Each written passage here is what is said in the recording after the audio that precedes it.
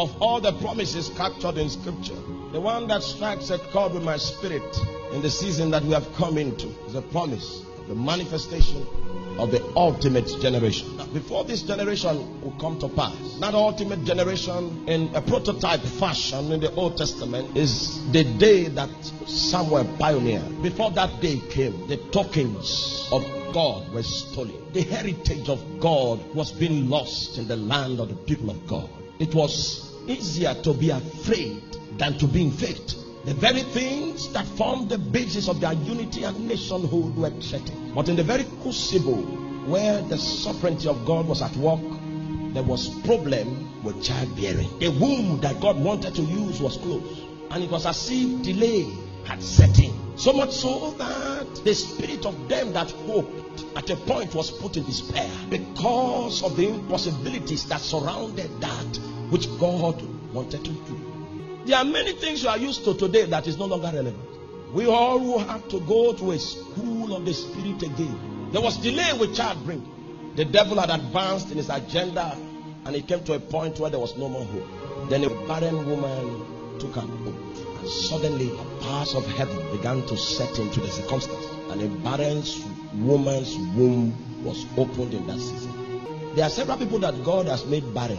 You have been faithful, working with God consistently, but it's as if you have been abandoned. You prayed, you prophesied, nothing changed in the environment. In the day of God, the wombs that He closed, He opens them. And when He opens those wombs, He performs much more than the devil can ever imagine to perform in a short period of time. Because it's not a function of man, it is the day of God. When Anna's understanding was enlightened, the only way she could receive ventilation was to turn her face towards the Lord in prayer.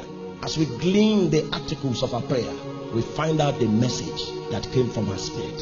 1 Samuel chapter 2. And Anna prayed and said, my heart rejoiceth in the Lord. My horn is exalted in the Lord.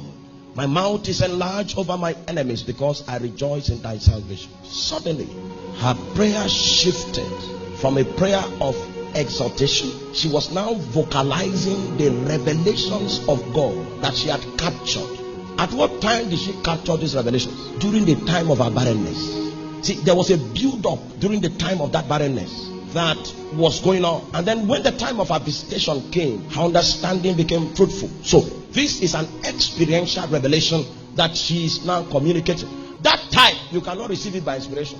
See, when you are going through process, what happens is that your understanding is unfruitful. You don't know the science that is at work. You don't even know its application. How do I apply this mystery? You are kept in that state so that your heart can be tested. Because God will not build with a stone that He has not tried.